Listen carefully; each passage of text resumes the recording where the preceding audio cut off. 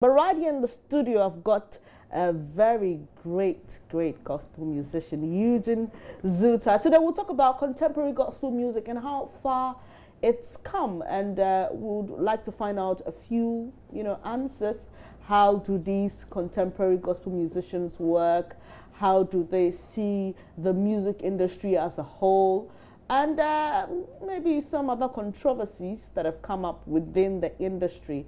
That's what we'll be talking about here. And my guest is Eugene Zuta. Thank you so much for coming, Eugene. Thank you, Venice. And How are you? I'm good. It's been a while. Where have you been? I've been quiet, working on my new projects, and then doing my usual school visitations and annual visits to churches, and then working on my personal relationship with God and all that. So what's it like when you're not on stage or in front of the cameras? Oh, you live a normal life. You live a normal life. Are you sure it's normal for you? It's quite normal. Are you sure people don't wave at you in the bus or at the hotel or at the airport? Isn't that simple? You get the stairs when you're buying the cocoa and the bull fruits. I have a spot across my street at Christian Village where I buy porridge, and in the morning when I go and stand there, you sometimes cause traffic, but we try to live our normal lives, and you lie low, you rest, you prepare for your next ministrations, you work on your relationships, especially your relation with God, so that you can download a lot of things for the God's people. Yeah. All right. I know people usually believe it's easier for gospel musicians to do live, because it's your thing. You sing in churches and you do live music and all that. We are brought up that way. Okay, but for a secular musician, I assume, and I'm using the word carefully, for a secular musician, I assume that they'll just do their band rehearsals and just go and, do their thing on stage. But what's it like preparing for a live performance for Christian? It's weeks and weeks and weeks of constant practice and rehearsal, of prayer, of time spent with the word, so that, because at the end of the day, you are not just delivering something technical, you're also delivering something very spiritual.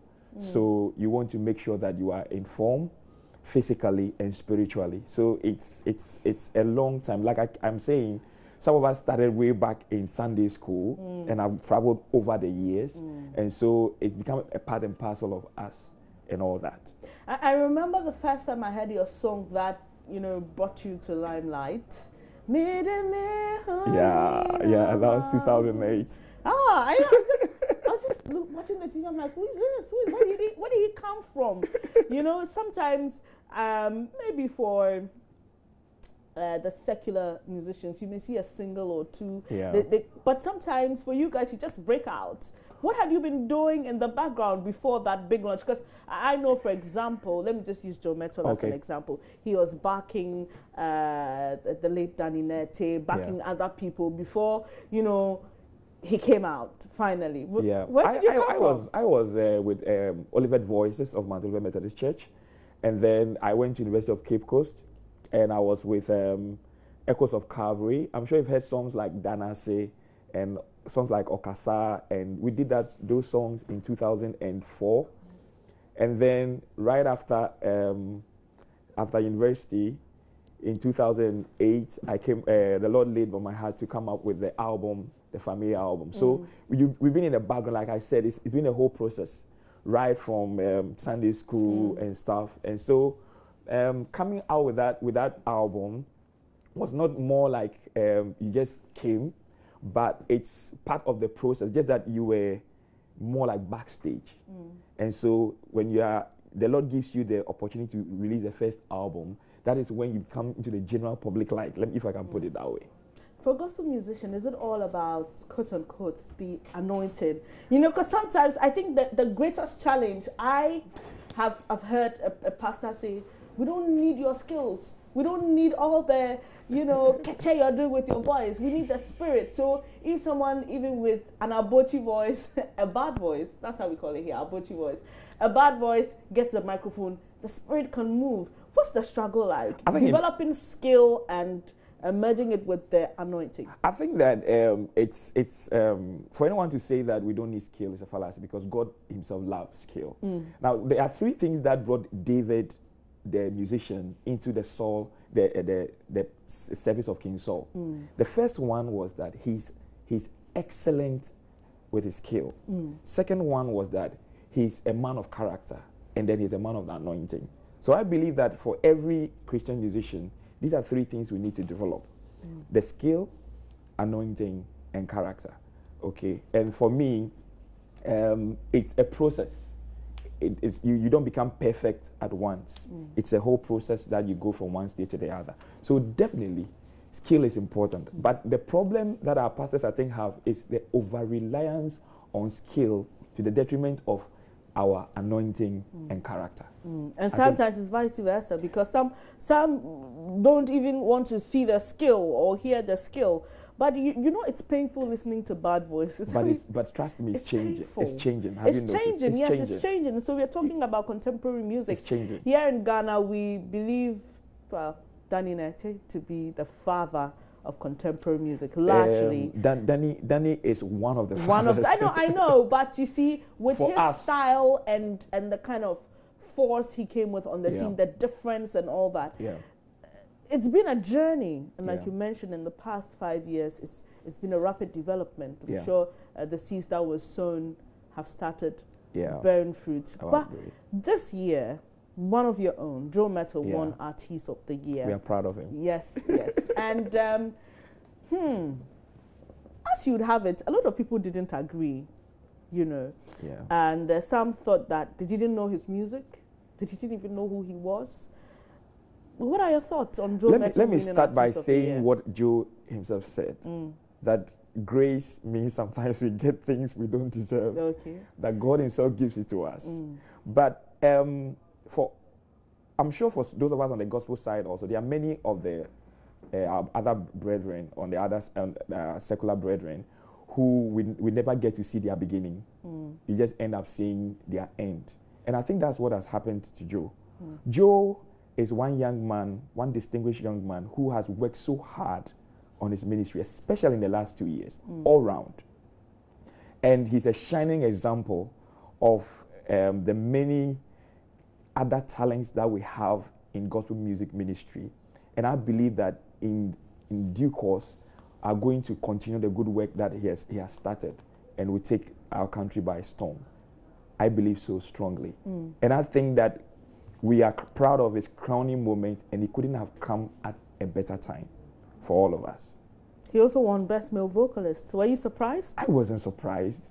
I mean, Joe's vocal prowess is evident for all to see. Now, after a lot of us people complain that they've not heard his song. Now, whenever you walk around the country, I mean, you go around, even in my community, I mean, there never goes a day when you don't hear one of Joe's songs. Well, and I said, when people, brought up that argument, and some may disagree with me, but I said, look, he didn't win Popular Musician of the Year. He didn't win Popular Song of the Year. He won Artist of the Year, and I assume that a lot of things goes into deciding who the Artist of the Year is. I'm sure it's not only about the popularity of the music and all, but you said he's worked hard. And yourself, you've worked very hard. You started from Sunday school.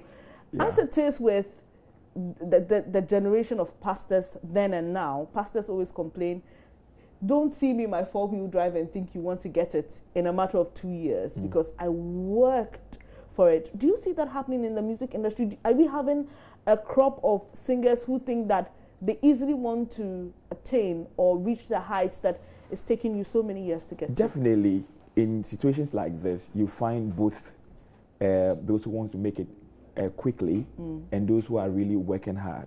But at the end of the day, I don't think that in gospel music, what we do, the end justifies the means. It doesn't. It's hard work, it's preparation, it's consistency, and sometimes it's very painful. I mean, when you go through the entire process. But at the end of the day, for us, apart from the audience rewarding us, there is a God who is sitting up and watching the work, and at the right time. So you're having a concert, a big one, Adoration concert? Yeah, Adoration is my annual praise and worship concert, and this year it's coming up this Sunday on the 30th of April at Mount Olivet Methodist Church. Okay, and where's that located? That's at Dansoman on the Snake Flat Road. When you take the St. Martin Boris Junction going towards Snake Flat, Mount you Olivet won't miss it. Methodist. Do we need to pay anything? No, it's free. And I'm also releasing my fourth album. Oh, that's Yeah, nice. yeah. Is it a live recording? No. Okay, it's not live. Oh. I've departed from. I've done all the. I did a studio recording, Okay. and then the CD to be available. Okay, on the there day. on the day. Yeah. Are you having any of your friends coming? Oh to yeah, help? I'm having my elder brother and producer Koda coming. Oh yeah. And then Pastor Isaac Fosukwache. I'm having Michael Antonio and Jocelyn Ama.